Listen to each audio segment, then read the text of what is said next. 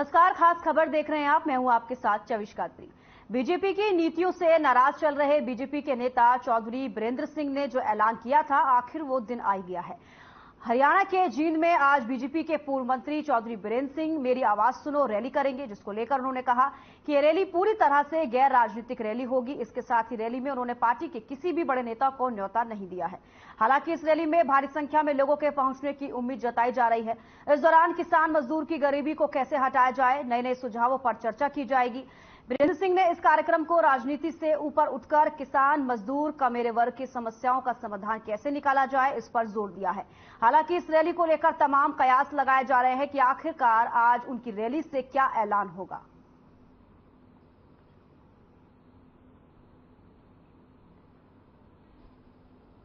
तो बीजेपी की नीतियों से नाराज चल रहे बीजेपी के नेता चौधरी बीरेंद्र सिंह ने जो ऐलान किया था आज से कुछ महीनों पहले, वो दिन आज आ गया है। आज 2 अक्टूबर है और उनकी तरफ से जींद में आज रैली का एक कार्यक्रम किया जाएगा जिसका नाम है मेरी आवाज सुनो, जिसमें उम्मीद जताई जा रही है कि काफी संख्या में वहां पर लोग पहुंच सकते हैं।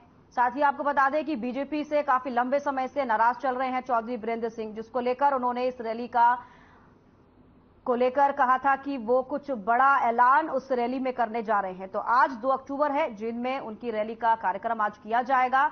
मेरी आवाज सुनो रैली की जाएगी, जिसमें काफी लोगों के पहुंचने की उम्मीद जताई जा रही है। हालांकि बड़े नेताओं को यहां पर कोई भी न्योता नहीं दिया गया है और चौधरी बीरेंद्र सिंह की तरफ से यह भी कहा जा रहा है कि जो रैली है ये गैर राजनीतिक रैली होगी, इसको राजनीति से जोड़कर ना देखा जाए। तो हालांकि अब इस रैली को तमाम कयास इस रैली से जोड़ते हुए लगाए जा रहे हैं कि आज इस रैली के दौरान क्या कुछ होने वाला है। क्या कोई नई पार्टी का ऐलान कर सकते हैं चौधरी बीरेंद्र सिंह, या कुछ और बड़े ऐलान की आज उम्मीद की जाए।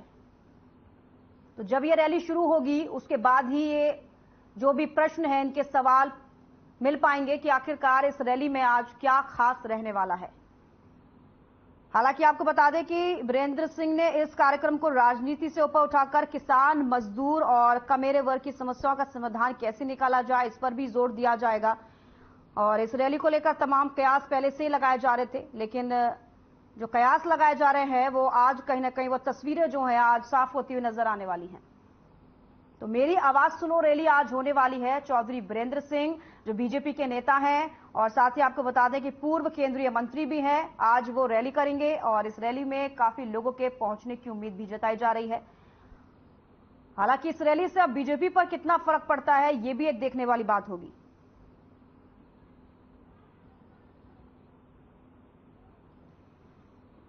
तो तमाम तरह के कयास जो है इस रैली से लगाए जा रहे हैं कि आखिरकार काफी लंबे समय से नाराज चल रहे, नाखुश नजर आ रहे चौधरी बीरेंद्र सिंह आज इस रैली के माध्यम से क्या कुछ ऐलान करने वाले हैं।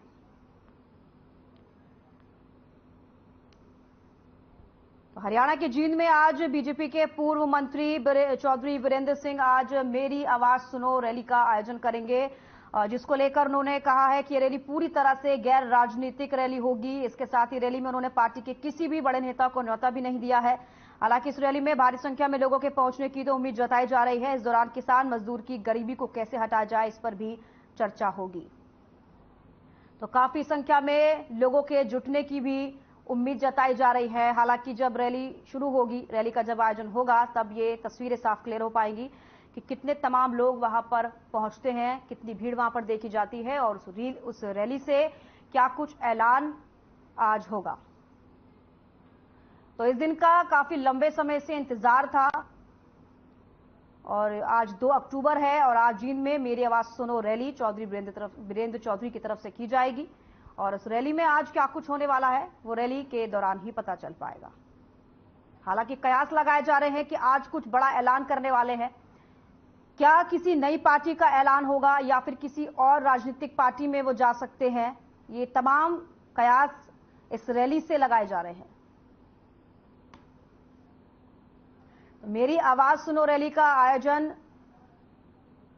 जींद में आज होने वाला है। इस रैली को लेकर काफी लंबे समय से ही कयास लगाए जा रहे थे कि रैली होगी और आज 2 अक्टूबर है और ये रैली होने वाली है जींद में, जिसको आपको बता दें कि चौधरी बीरेंद्र सिंह मेरी आवाज सुनो रैली का आज आगाज करेंगे और मंच से संबोधित करेंगे। साथ ही आपको बता दें कि अब कितने लोग वहां पर पहुंचते हैं चौधरी वीरेंद्र सिंह की को समर्थन देने के लिए, ये भी देखने वाली बात होगी।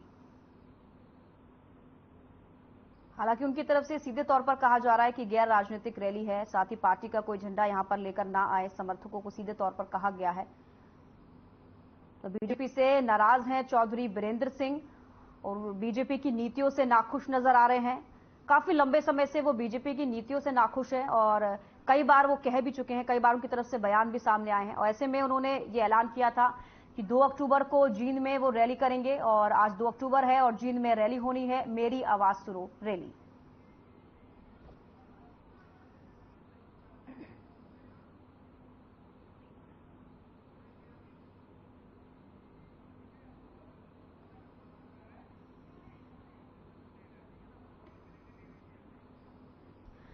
तो इसी विषय पर हमारे साथ चर्चा करने के लिए कृष्ण कुटेल इनेलो प्रवक्ता हमारे साथ जुड़े हैं और कमल हांडा हमारे साथ कांग्रेस से प्रवक्ता जुड़े हैं। आप दोनों का बहुत बहुत स्वागत है।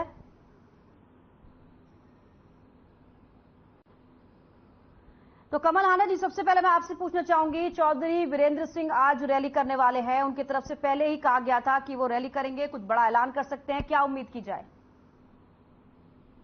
ऐसा है मैडम, मैं आपको तविष्का जी आपको नमस्कार, प्रवक्ता भाइयों को भी नमस्कार, दर्शकों को भी सादर नमन। मैं शुरुआत करूंगी कुछ लाइनों से जी। शायद आपके साथ में पहली बार डिबेट कर रही हूँ मैं। जी जी बिल्कुल। इस दौरे सियासत का इतना सा फसाना है, बत्ती भी जलानी है, मातम भी मनाना है। इस दौरे तरक्की के अंदाज निराले हैं, जहनों में अंधेरे हैं, जिस्मों पे उजाले हैं। तो ऐसा है, अगर वो मेरी आवाज सुनो के नाम से अगर वो अपना कार्यक्रम कर रहे हैं, रैली कर रहे हैं, तो इसका मतलब उनको सुना नहीं जा रहा। साथ ही उन्होंने ये भी कहा कि वो काम करेंगे किसके लिए, किसान मजदूरों और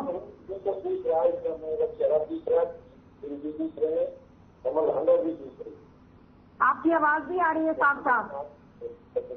शास्त्री जी आपकी आवाज भी आ रही है साफ। कमल हांडा जी आप कहिए। कमल हांडा जी सुन पा रही हैं आप?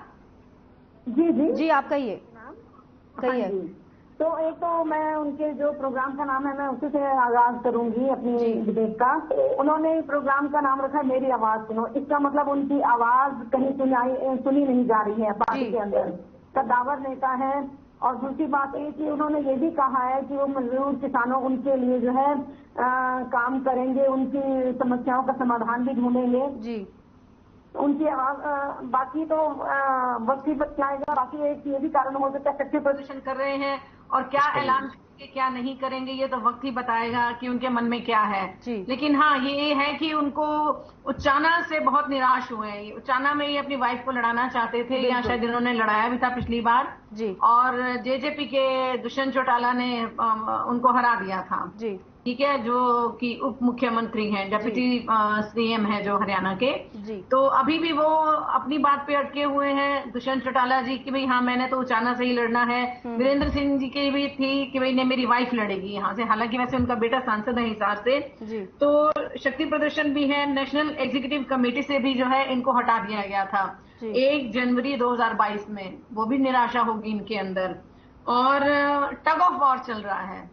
बिल्कुल, मतलब everything is not fine you know among these people. I won't say between तो होता है ना दो लोगों के बीच में, अमंग हो गया मतलब 3-4 लोगों के बीच में खींचातानी चल रही है। बिल्कुल।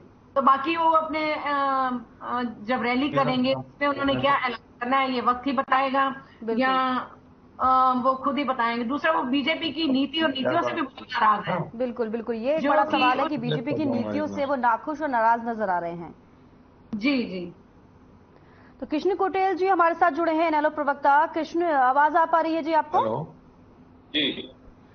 सबसे पहले मैं आपसे ये पूछना चाहूंगी, इस रैली को लेकर आपकी क्या प्रतिक्रिया है? क्योंकि जिस तरीके से अभी बीजेपी में पहले से ही कयास लगाए जा रहे थे, उनकी तरफ से कहा गया था कि जींद में बड़ी रैली करेंगे और कुछ बड़ा ऐलान भी कर सकते हैं, इसको लेकर आपकी क्या कुछ प्रतिक्रियाएं हैं?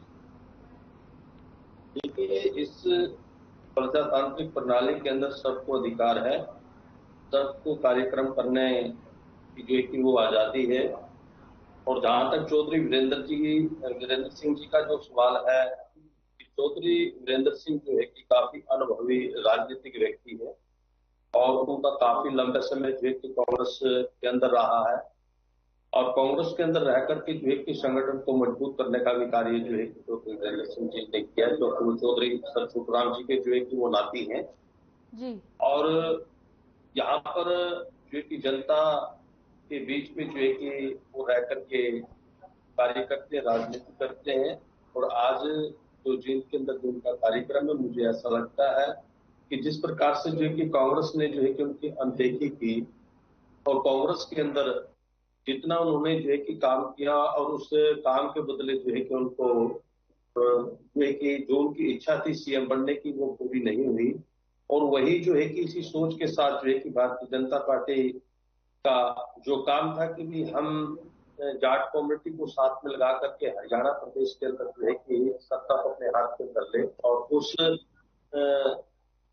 बात को मद्देनजर रखते हुए चौधरी वीरेंद्र सिंह जो है कि बीजेपी को ज्वाइन किया और बीजेपी की जो नीतियां हैं और जिससे क्या जनता जो है कि वो दुखी है, जैसे क्या बेरोजगारी बड़ा पैमाने पे है, तो भारतीय जनता पार्टी की नीतियों से दुखी होकर के चौधरी वीरेंद्र सिंह का जो है कि ये निर्णय है कि मेरी आवाज जो है कि वो सुनो। ये कार्यक्रम जो है कि आज उन्होंने जीत के अंदर जो आयोजित किया है, तो उस कार्यक्रम से जो है कि देखते हैं कि चौधरी वीरेंद्र सिंह जो है कि वो क्या करते हैं और इस हरियाणा प्रदेश की राजनीति के अंदर जो है कि वो एक नया जो है कि वो क्या करिश्मा जो है कि वो करने जा रहे हैं क्योंकि यहाँ पर अलग अलग जो है प्रयास लगाए जा रहे हैं कि कभी वो जो है कि अलग पार्टी भी बना सकते हैं, फिर सामाजिक संगठन चला करके जो है किसी अन्य के साथ मिल करके जो है कि हरियाणा प्रदेश के अंदर जो है कि अपनी भागीदारी जो है कि वो सुनिश्चित कर सकते हैं।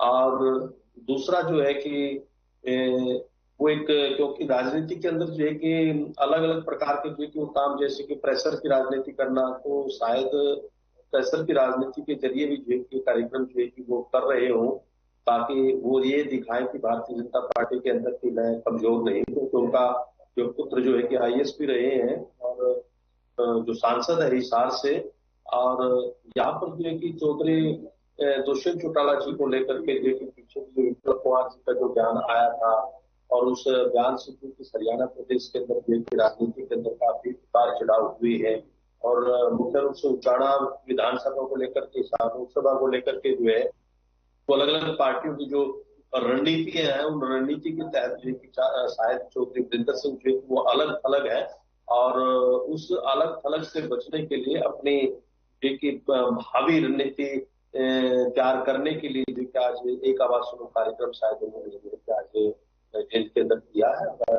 जो कि उसका एरिया है और उस धरती से वो आते हैं और सदा उस धरती ने जो कि चौधरी वीरेंद्र सिंह का जो है कि वो सम्मान करने का भी काम किया है और हमें इस बात का नहीं पता है कि उसने जनता के हित के लिए कितने काम किए नहीं किए हैं क्योंकि हमें भी कुछ समय जो है कि चौधरी वीरेंद्र सिंह के साथ जो है कि काम करने का मौका मिला था 95 के अंदर और हम बड़ा नजदीकी से जो कि उनको जानते भी हैं और किस जो कि नेचर के वो व्यक्ति हैं और लेकिन उनको जो है कि आज इस भारतीय जनता पार्टी की सरकार ने जो कि अलग अलग करने का जो है कि वो काम किया है और शायद जेल की जनता जो है कि भारतीय जनता पार्टी की जो है वो माफ नहीं करेगी।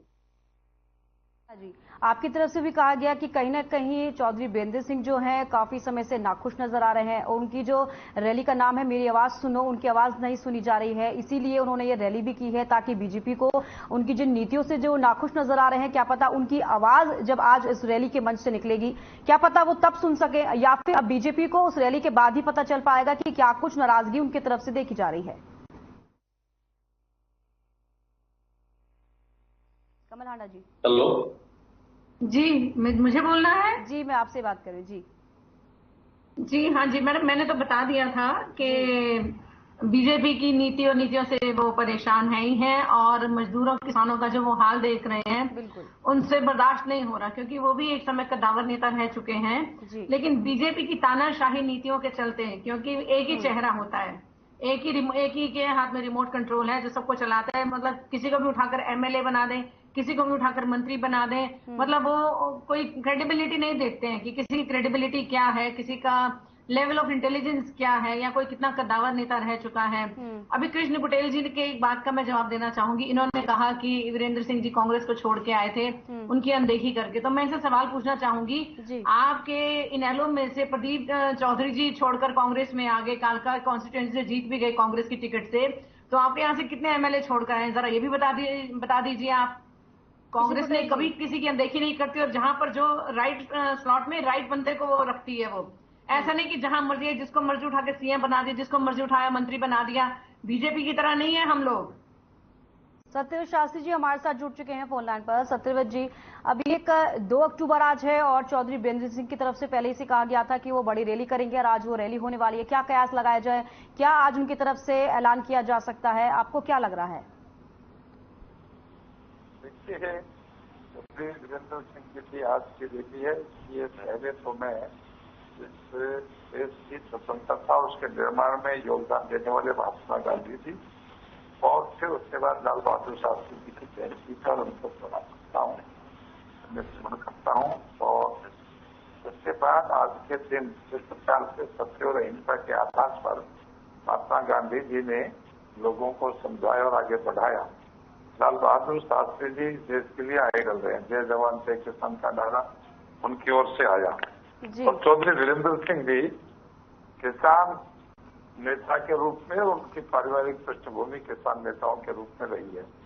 भारतीय जनता पार्टी में जब से उनका आगमन हुआ, भारतीय जनता पार्टी ने उनको पूरे सम्मान के साथ ईमाई लान कर भी एक एक परिवार में 2-2 टिकट का ऑप्शन कहीं नहीं होता, लेकिन भारतीय जनता पार्टी ने उनकी पारिवारिक बैकग्राउंड और उनके पुरखों द्वारा किए गए समाज के कल्याण के नाते ऐसा पार्टी लाइन से आगे भी दिया।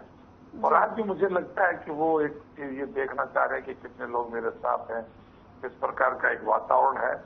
तो भाजपा से दूर उनका कहीं कोई मुझे राजनीतिक भविष्य उनका या परिवार का लगता नहीं है जी। इसलिए भारतीय जनता पार्टी से दो मत भी है नहीं। और जिस प्रकार का चर्चा कई बार बैठकों में वो प्रधानमंत्री नरेंद्र मोदी जी के लिए करते हैं, किस प्रकार वो फेमिलियर है उनकी बेटी कनाडा में रहती है। प्रधानमंत्री जब कनाडा गए तो उन्होंने चर्चा की कि मेरी बेटी वहां रहती है। प्रधानमंत्री जी ने उनको बुलाया और बेटी के साथ सम्मान दिया, प्यार दिया उनको।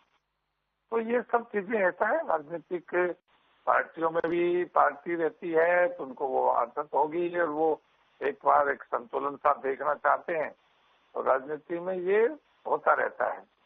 और भारतीय जनता पार्टी से मुझे लगता है कि कोई दुराव दो मत भी नहीं है उनका। पार्टी के प्रति बहुत कभी कोई ऐसा बयान दिया हो, बयान आया हो जो पार्टी से नाराज हैं, पार्टी में सुझाव और बातचीत चलती रहती है। स्तर के राजनेता की सुझाव और बात करने का तरीका जो है वो पार्टी को आगे बढ़ाने का होता है। समसामयिक विषयों पर उनकी बात आती रहती है, पार्टी नेतृत्व उनका सम्मान करता है। और हम भी, हरियाणा के लोग भी उनका बड़ा कद होने के नाते उनको सम्मान देते हैं। आज की रैली में वो अपने समर्थकों को, जो चाहने वाले लोग हैं, उनको भारतीय जनता पार्टी के लिए और मजबूती से काम करने का आग्रह करेंगे, ऐसा मुझे विश्वास है। ठीक है। कृष्ण कुटेल जी, सीधे तौर पर कहा जा रहा है सत्यव्रत शास्त्री जी की तरफ से कि कोई नाराजगी नहीं है, वो अपनी तरफ से रैली करना चाह रहे हैं, वो देखना चाह रहे हैं कि कितने समर्थन उनको मिलता है। क्या कहेंगे इसको लेकर? तो अलग कार्यक्रम ना होता, क्योंकि आज जैसा कि कांग्रेस पार्टी के अंदर अलग अलग कार्यक्रम चलते हैं, हुड्डा अलग करता है, दीपेंद्र अलग करता है, और शैलजा अलग करती है, किरण अलग करता है, और रणदीप सुरजेवाला जी अलग करते हैं, और चौधरी वीरेंद्र सिंह जो है कि आज अलग कार्यक्रम कर रहे हैं। तो इसका मतलब सीधा यही है कि उनकी भारतीय जनता पार्टी से जो नाराजगी है और जो भारतीय जनता पार्टी की जो नीतियां हैं और उनसे वो खुश नहीं है। और दूसरा जो है कि मैं ये बता देना चाहता हूँ, अभी शास्त्री जी बोल रहे थे कि भी कनाडा के अंदर जो है तो प्रधानमंत्री गए और उन्होंने उनकी बेटी को प्यार दिया, लेकिन ये बात नहीं भूलनी चाहिए। वो पारिवारिक जो रिश्ते होते हैं वो अलग होते हैं। अगर आज शास्त्री जी का बेटा जो है कि करनाल के अंदर आए, अगर वो मुझे कहीं पर मिल जाए, अगर वो कहीं भी मैं शास्त्री जी का बेटा हूँ, तो मेरा दायित्व बनता, मेरा फर्ज बनता है कि मैं उनकी हेल्प करूं और चाहे कमल हांडा जी का जो है कि बेटा आज मान करनाल के अंदर आ जाए या मुझे कहीं पर मिल जाए या मेरा बेटा जो है कि हिसार के अंदर, ये जो हमारा एक आपस के अंदर जो है कि हमारा एक कर्तव्य बनता है, लेकिन इसके अंदर जो है कि बच्चों को ना लेकर के जो है कि सीधे तौर पर बात करें कि शास्त्री जी को इस बात को जो है कि मजबूर करना चाहिए कि जो आज भारतीय जनता पार्टी की नीतियों से जो किसान, मजदूर, कमेरा वर्ग, व्यापारी और जो युवा, चाहे ओपीएस स्कीम को लेकर के, बुढ़ापा पेंशन को लेकर के, और आज चाहे आंगनबाड़ी वर्कर्स हैं, चाहे सर्विसमैन हैं, चाहे टीचर्स हैं, चाहे हॉस्पिटल के अंदर डॉक्टर्स हैं या छात्र हैं, आज जो दुखी है, तो शायद चौधरी वीरेंद्र सिंह जो है कि इन बातों को लेकर के जो है भारतीय जनता पार्टी से जो दुखी है, और भारतीय जनता पार्टी के अंदर सीधे तौर पर देखिए हमने एक मनमानी का जो है कि वो दौर जो है कि हम देख रहे हैं, और तो पोर्टल सिस्टम जो भारतीय जनता पार्टी की सरकार के पास, चलिए ठीक है, कहीं ना कहीं मतलब आपका भी कहना है कि वो बीजेपी से नाराज है, इसी के चलते रैली की जा रही है। कमल हांडा जी, आपसे पूछना चाहूंगी, अभी सत्यव्रत शास्त्री की तरफ से कहा गया है कि कोई नाराजगी नहीं है, वो अपनी तरफ से ऐसी रैली कर रहे हैं जन समर्थन जुटाने की, और साथ ही देखना चाहते हैं कितना समर्थन मिलेगा। आपने दोनों को सुना, क्या कुछ कहेंगे? जी मैं बारी बारी से जवाब दूंगी। पहले तो मैं सत्यव्रत शास्त्री जी की बात का जवाब दूंगी, जो जिन्होंने कहा कि एक परिवार से 2 लोगों को टिकट नहीं मिल सकती। तो मैं इनसे ये पूछना चाहूंगी, राजनाथ सिंह जी के बेटे पंकज सिंह जी को टिकट क्यों दिया गया? इस बात का जवाब, और भी कई होंगे इसमें, और भी कई होंगे, मैं तो अभी एक ही नाम है, फहरिस्त बहुत लंबी होगी।